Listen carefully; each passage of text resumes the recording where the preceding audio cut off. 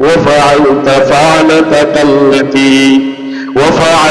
فعلتك التي فعلت وأنت من الكافرين মুসা তুমি কি ভুলে গেছো গা কি কাণ্ডটা করে গেছো কি অপকর্মটা করে গেছো কি অন্যায়টা করে গেছো ভুলে গেছো গা আমার মুখটারে তুমি থাপ্পড় মেরে মাইয়ালছিল আর জয়ছো তুমি আমারে আমার দাওয়াত দিতা তুমি ভুলে গেছো গা ফেরাউনে মুসা আলাইহিস সালাম এর কথা কইতাছে যেই ফেরাউন এই বনি ইসরাইলের মধ্যে লোক জন্ম নেওয়ার আগে লোক লাগায় দিয়েছে যে জন্ম নিতে দেরি হয়ে মাইদা তো দেরি হলো না এইরকম বাদে বছরের পর বছর হাজার হাজার মানুষকে সে হত্যা করছে এই ফেরাউন এই মুসা আলাইহিস সালামকে কুড়া দে তুমি না মাইরিয়াছো একজন রে মানে সালনি ইয়া কইতাছে শুয়ে রে কইতাছে আর এখানে শুই তুই তো একবারে তোর ভাষা দেওয়া কানা তোর ভাষা দেওয়া ছিদ্র সালনের সারা শরীরের চিত্র এটা হয়ে তার কোনো খবর নাই হ্যাঁ শুয়ে সমালোচনা করতেছে তোর চিত্র ঠিক কর ফেরাউন মুসা আলাইহিস সালামকে ভর্ৎসনা করতেছে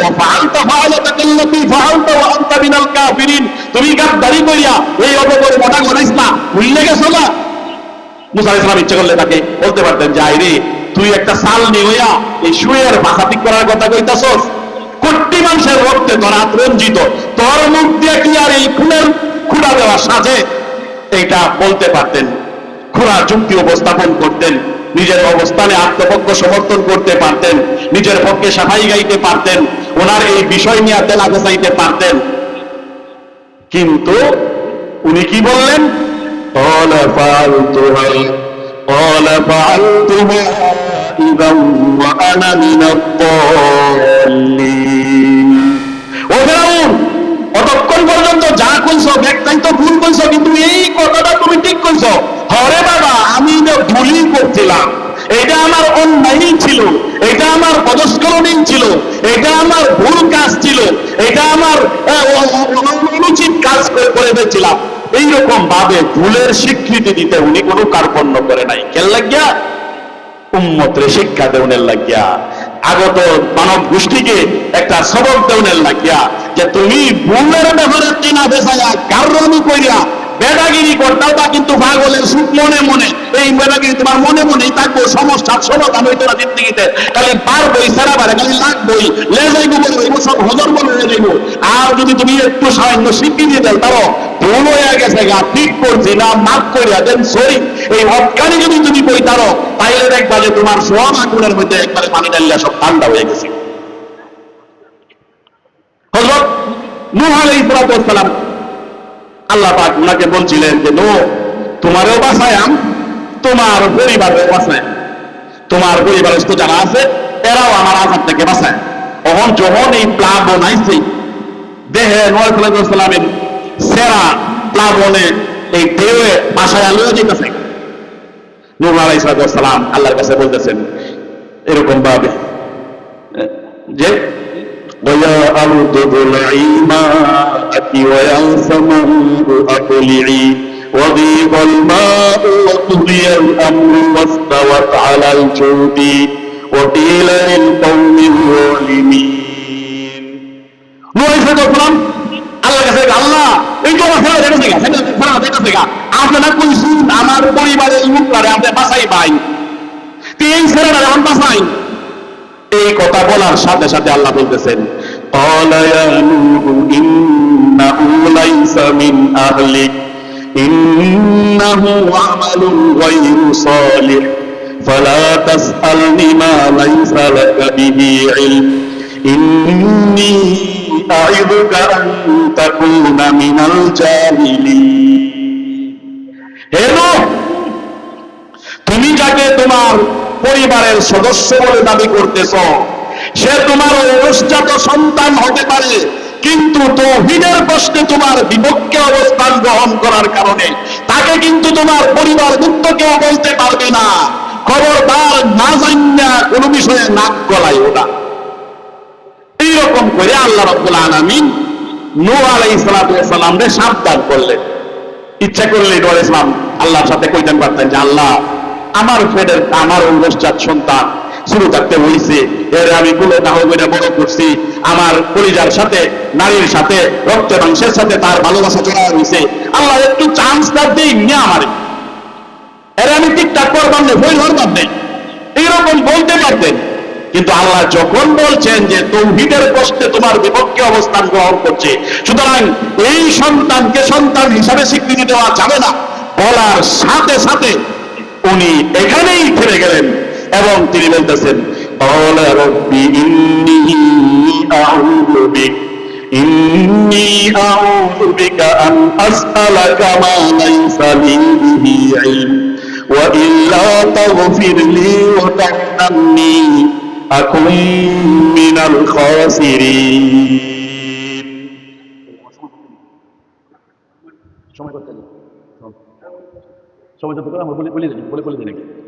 এইখানে হযরত নূহ আলাইহিস সালাম তৎক্ষণাৎ নিজের ভুলের স্বীকৃতি দিয়া সরি বললে, আল্লাহ ভুল হয়ে গেছে, আপনি আমারে মাফ করে দিন। কোন ধরনের টেনা পেছানোতে যান নাই, কোন ধরনের ঘোরা যুক্তি উপস্থাপনের মধ্যে যান নাই, কোন ধরনের সাফাই গাওয়ার মধ্যে যান নাই। এক কথায় আল্লাহ ভুল হয়ে গেছে, সরি, বাস, পুরা বিষয়টাই ডিসমিস করে গেছে। এইভাবে আমি যদি আমার সমাজের মধ্যে, পরিবারের মধ্যে, আমার পারিপার্শ্বিক পরিমণ্ডলের মধ্যে আমি যদি ভুলের স্বীকৃতি দিতে পারি, সরি বলতে অভ্যস্ত হইতে পারি, আল্লাহ রাব্বুল আলামিন আমাকে গ্যারান্টি দিচ্ছেন যে দুনিয়াতেও তোমাকে আমি শান্তি দিব এবং পরকালেও তোমার জন্য আমি বেহেশত নিশ্চিত করে দেব। এজন্য হুজুর সাল্লাল্লাহু আলাইহি ওয়াসাল্লাম সব সময় সাহাবায়ে কেরামকে এই প্রশিক্ষিত করে তুলছেন। নবী যখন নিজেও কোন ধরনের একটু সামান্য যদি এদিক সেদিক হয়ে গেছে, নিজের ত্রুটি বা নিজের দুর্বলতার কথা স্বীকৃতি দিতে সামান্যতম কুণ্ঠাবোধ করেন নাই। কোন ধরনের বেটাগিরি দেখানি, কোন ধরনের তেনা পেছাপেছি করানো, কোন ধরনের খুঁড়া যুক্তি তুলে ধরা, একটার পেছাও যান নাই। বদর যুদ্ধের কাহিনী আমরা অনেকেই জানি। হযরত সাওয়াদ ইবনে গাজিয়া রাদিয়াল্লাহু তাআলা আনহুর সাথে ঘটে যাওয়া। হুজুর সাল্লাল্লাহু আলাইহি ওয়াসাল্লাম বদর যুদ্ধে যখন সৈন্যদেরকে বিন্যাস করতেছেন, সাজাইতেছেন, কাতারবদ্ধ করতেছেন, তখন হযরত সাওয়াদ ইবনে গাজিয়া রাদিয়াল্লাহু তাআলা বলে সাহাবী ছিলেন, উনি একটু লাইন থেকে সামনে আগে গেছে। হুজুর সাল্লাল্লাহু আলাইহি ওয়াসাল্লাম দূর থেকে বলেন, ইস্তাউই ইয়া সাওয়াদ, এ সাওয়াদ তুমি পিছনে যাও, সোজা হও, এই বাইরে এসে দশই বাইরে এসে লাগিয়া আগে আগে চলে লাগিয়া সামনে যাও, পিছনে যাও। এটা শুনে উনি একটু পিছনে গেলেন। একটু পরে আবার শরীরে গোলাপাড়া লাগিয়ে আরেকটু লাইনের থেকে সামনে আগে গেছে। হুজুর সাল্লাল্লাহু আলাইহি ওয়াসাল্লাম আবার পিছনে তাকায় দেখলেন যে না, লাইনটা বেহা হয়ে যাচ্ছে। সাওয়াদ ইবনে গাজিয়া উনি একটু আগায় গেছেন। হুজুর সাল্লাল্লাহু আলাইহি ওয়াসাল্লাম ওনার কাছে আসলেন। আয়েশা ওনার হাতে যে মেসওয়াক আছে, মেসওয়াক দিয়া ফেকটার মধ্যে খালি একটু লাগায় কইতাছেন, ইস্তাউইয়া সাওয়াদ, এ সাওয়াদ সোজা হও, এটাকে এই মেসওয়াক দিয়ে তরবারি দেও না, হাতে ঘুষি দেও না। উনি তো সেনাপতি ছিলেন, ইচ্ছা করে লাফতে বাইরে বলতে পারতেন যে তোরে কিতে নিতে লাগবে না, মার্শাল্লাহ করতে পারে, কোর্ট জারি করতে পারতেন, কিন্তু একটাও না। জাস্ট শুধুমাত্র মেসওয়াকের গুতা কতখানি লাগতে পারে, এইটা দাও, তাহলে গুতা মারে গেছেন, ইস্তাউইয়া সাওয়াদ, সাওয়াদ সোজা হও। এইটা বলার সাথে সাথে হযরত সাওয়াদ ইবনে গাজিয়া রাদিয়াল্লাহু তাআলা বলতেছেন, লাকাদ আওজা'তানি ইয়া রাসূলুল্লাহ, হুজুর আপনি এই যুদ্ধের ময়দানে আমারে কষ্ট দিয়েছেন, আমারে গুতা মারছেন, গাওয়া মারছেন, আমি কিন্তু কষ্ট পাইছি।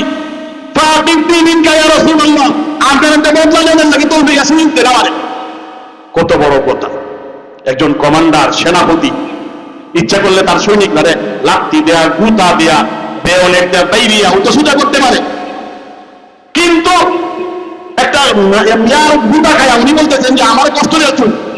আবার শুধু অজ্ঞানী দেই না, আপনার আমি বদলা নিতাম চাই। আমরা হলে কি করলাম, ওই যুদ্ধের শত্রু সামনে একটা অসম যুদ্ধ, একদিকে 313 জন আর একদিকে বিশাল বড় বাহিনী, এমনিতেই মরে যাওয়ার ভয়, এন এই লাইনে করতেছে।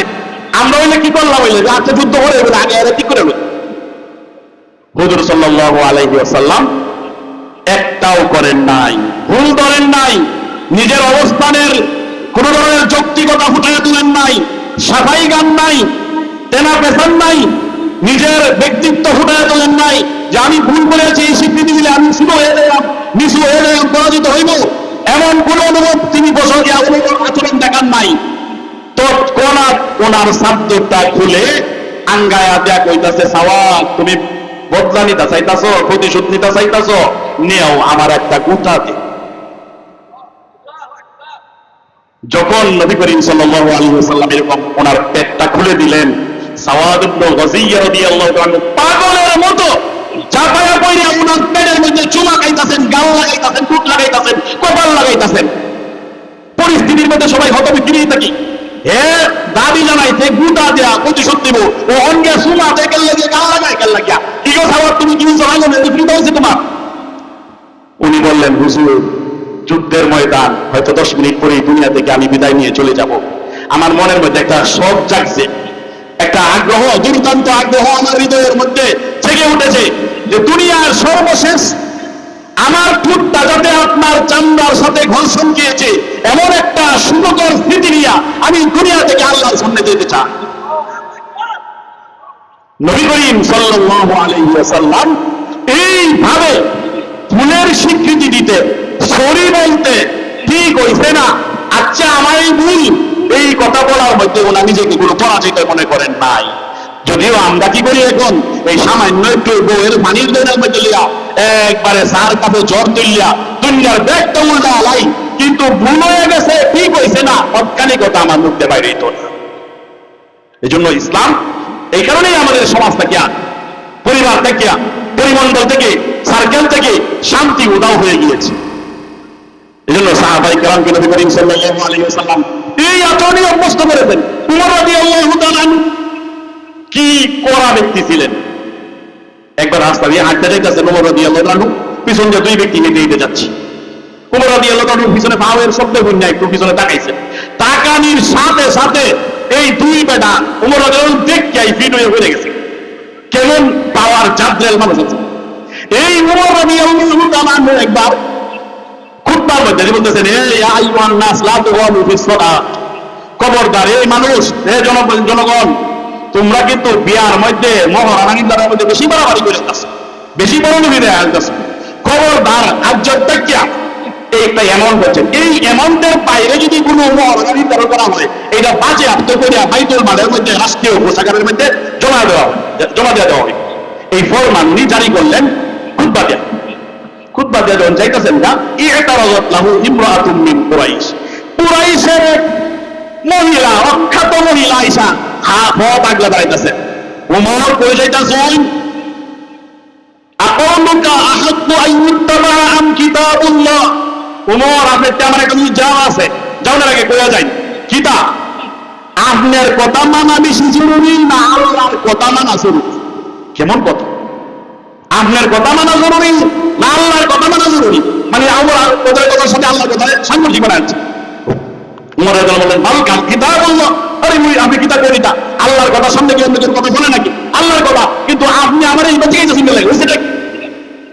তখন এই বুড়ি মহিলা বলতেছে, আপনি একটু আগে যে ফরমান জারি করেন শুনুন, যে বিয়ার মধ্যে মোহরানার মধ্যে এই পরিমাণ টেহার বাইরে যদি কেউ টেহা নির্ধারণ করে এটা বাজেয়াপ্ত করা দিব।